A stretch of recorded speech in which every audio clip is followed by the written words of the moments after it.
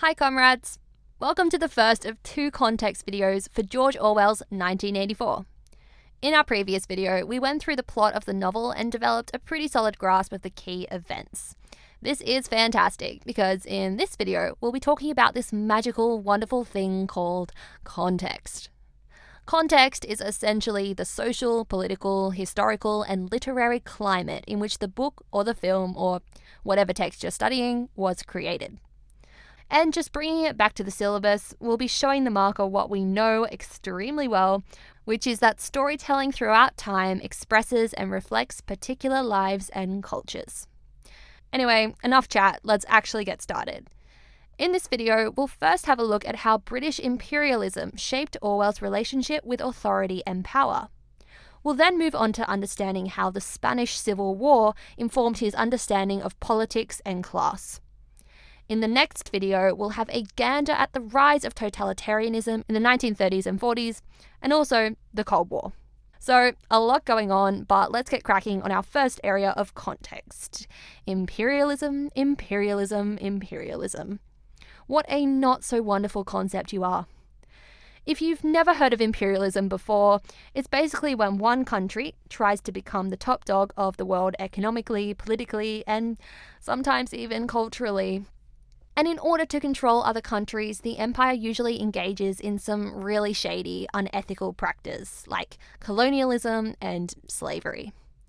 Britain got pretty good at this. By 1920, it had acquired and controlled almost a quarter of the Earth's landmass. But, as you might imagine, being the big daddy of the world means that you have a lot of children to feed. And let's just say that Britain shirked on their parenting duties big time. Because Orwell had acquired some not-too-hot grades during high school, he chose to join the Indian Imperial Police, instead of going to uni. He lived in Burma from 1922 to 1927, right when the British Empire was drawing its last breath, meaning he saw the impacts of imperialism firsthand. Despite his initial excitement, Orwell's job as a policeman meant he had to rule over the local Burmese and stomp out any kind of resistance that might happen if they tried to regain their independence. And independence meant that the British Empire would be under threat. So quashing resistance was often achieved through violence and fueled by a sense of bigotry and racism. So how does Orwell's experience in Burma relate to 1984? And how does this relate to the essay you have to write? Well, we can already see a striking parallel between the surveillance and torture tactics employed by the party and the use of violence by the British Empire. Both the party and the British Empire want to achieve total power and control, and they will try and suppress any sort of resistance or rebellion to do that. By looking at this piece of context, we can see how Orwell portrayed the brutal effect of too much power through the lack of freedom his characters possess. In summary, during those 5 years in Burma, Orwell developed a deep hatred of authority and British imperialism. In his 1945 essay, Why I Write, he condemned the uneven power dynamics he had witnessed as a policeman. I felt that I had got to escape. Not merely from imperialism, but from every form of man's dominion over man. By using this contextual information, we can see how Orwell's deep discontent regarding British imperialism manifests in 1984. For example, how certain people have dominion over others, like the party over the proles. Moving on from imperialism and how this instilled within Orwell a dislike of authority and oppression, let's have a look at how the Spanish Civil War affected him.